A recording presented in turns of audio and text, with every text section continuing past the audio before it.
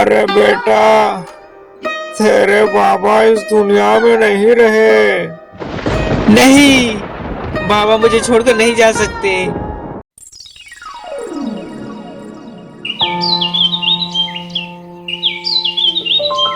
गांव के किनारे एक पुरानी टूटी फूटी झोपड़ी थी। उसी झोपड़ी में रहता था एक गरीब किसान रामू। रामू के पास बस एक छोटा सा खेत था। उसी खेत से वह अपने परिवार का गुजारा करता था। उसकी पत्नी कई साल पहले दुनिया छोड़ चुकी थी। अब उसके जीवन में एक ही सहारा था, उसका बेटा मोहन। मोहन करीब 16 साल का था, लेकिन उसकी सोच बड़ी थी। सुबह का समय था। रामू और मोहन खेत पर काम कर रहे थे। हल चलाते हुए रामू अचानक रुक गया और उसके हाथ कांपने लगे, जिसे देखकर मोहन घबरा गया। बाबा, क्या हुआ? आप अचानक कैसे रुक गए? आप ठीक तो है ना? कुछ नहीं बेटा, बस थोड़ी थकान है। काम करते करते थोड़ा थक गया, इसीलिए रुक गया हूँ। और कोई बात नहीं। नहीं बाबा, आप कई दिनों से ऐसे ही लग रहे हैं। मुझे तो लगता है आपका तबीयत सही नहीं है। बाबा, आप थोड़ी देर आराम कर लीजिए, आप थक गए हैं।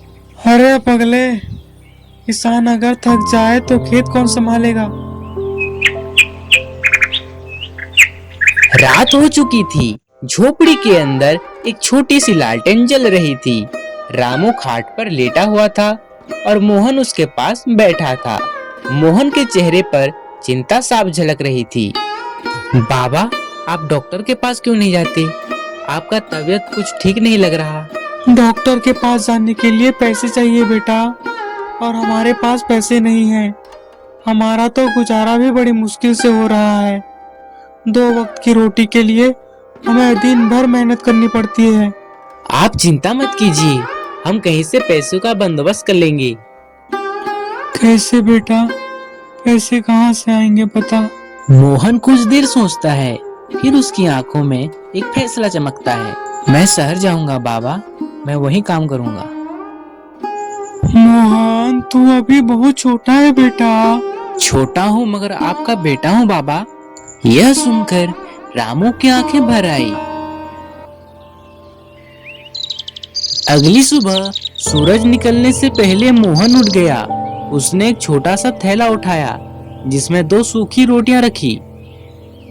फिर धीरे से उसने अपने सोते हुए पिता को देखा। मैं जल्दी वापस आऊंगा बाबा। यह कहकर मोहन शहर की ओर निकल गया। शहर की सड़कें भीड़ से भरी थी। चारों तरफ गाड़ियों का शोर था। मोहन पहली बार इतना बड़ा शहर देख रहा था। वह थोड़ा डर गया। तभी उसकी नजर एक छोटे से ढाबे पर पड़ी। वह अंदर गया। चाचा, क्या मुझे यहाँ काम मिल सकता है? तू तो बच्चा है, तू क्या काम करेगा? मुझे काम चाहिए चाचा, मैं कुछ भी काम कर लूंगा। क्यों, तुझे क्या जरूरत पड़ गई इतनी छोटी सी उम्र में काम करने की? ढाबे के मालिक की बात सुनकर मोहन थोड़ी देर चुप हो गया। फिर उसने धीमी आवाज में कहा, मेरे बाबा बीमार हैं, उनके इलाज के लिए पैसों की जरूरत है, इसीलिए मैं यहाँ काम करना चाहता हूँ ताकि मैं उनका इलाज कर सकूं। मोहन की बात सुनकर कुछ पल के लिए ढाबे में सन्नाटा छा गया। ठीक है, तू आज से यहाँ काम करेगा। यह सुनकर मोहन की आंखों में चमक आ गई। सच में चाचा जी, मैं यहाँ काम कर सकता हूँ? हाँ बेटा, तू जब तक चाहे यहाँ काम कर सकता है, लेकिन काम बहुत करना पड़ेगा। हाँ, मैं सब कर लूंगा चाचा जी। दिन गुजरते गए। मोहन सुबह से शाम तक काम करता। कभी बर्तन धोता, कभी टेबल साफ करता, कभी ग्राहकों को पानी पिलाता। लेकिन उसके चेहरे पर हमेशा एक उम्मीद रहती, मुझे बाबा को ठीक करना है। एक दिन ढाबे में एक बूढ़ा आदमी आया। वह बहुत थका हुआ था। मोहन तुरंत पानी लेकर आया।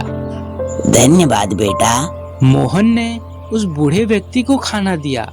खाना खाते खाते उस बूढ़े व्यक्ति ने मोहन से कहा, अरे बेटा, तू इतना छोटा होकर काम क्यों कर रहा है? मेरे बाबा बीमार हैं, उनके इलाज के लिए मुझे पैसों की जरूरत है, इसलिए मैं यहाँ काम कर रहा हूँ। और तेरी माँ? वो तो कई साल पहले चली गई।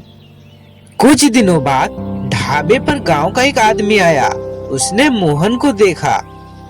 अरे मनोहर, बेटा तो यहाँ काम करता है। हे भगवान। हाँ चाचा जी, मैं यहाँ काम करता हूँ। और बताओ, बाबा कैसे हैं? मोहन की बात सुनकर गांव वाला चुप हो गया। बताइए ना चाचा जी, बाबा कैसे हैं? वो ठीक तो है ना? अरे बेटा, तेरे बाबा इस दुनिया में नहीं रहे। यह सुनकर मोहन के हाथों से प्लेट गिर गया। उसकी आंखें फैल गई। नहीं, बाबा मुझे छोड़कर नहीं जा सकते। मैं उनके इलाज के लिए तो यहाँ आया था, अब वही नहीं है। ऐसा नहीं हो सकता चाचा जी, मेरे बाबा मुझे छोड़कर नहीं जा सकते। तेरे बाबा के पास से ये चिट्ठी मिली थी। सोचा शहर जा रहा हूँ तो मिल जाएगा तो ये चिट्ठी दे दूंगा। ये ले तेरे बाबा की चिट्ठी। मेरे प्यारे बेटे मोहन, अगर तू ये चिट्ठी पढ़ रहा है तो शायद मैं इस दुनिया में नहीं हूँ। मुझे पता था कि तू मेरे लिए शहर जाएगा, लेकिन बेटा मुझे पैसे नहीं चाहिए थे। मुझे बस तेरी खुशी चाहिए थी। तू हमेशा अच्छा इंसान बनना, दूसरों की मदद करना, यही मेरी असली विरासत है। तेरा बाबा। चिट्ठी पढ़कर मोहन जोर जोर से रोने लगा। लेकिन उसी दिन उसने एक फैसला किया कि वह अपने कमाई का आधा हिस्सा गरीब बच्चों की पढ़ाई में लगाएगा और हमेशा गरीब आदमी की मदद करेगा। दोस्तों, अगर आपको ये कहानी अच्छी लगी हो तो वीडियो को लाइक कीजिए और चैनल को सब्सक्राइब करना ना भूलें। धन्यवाद।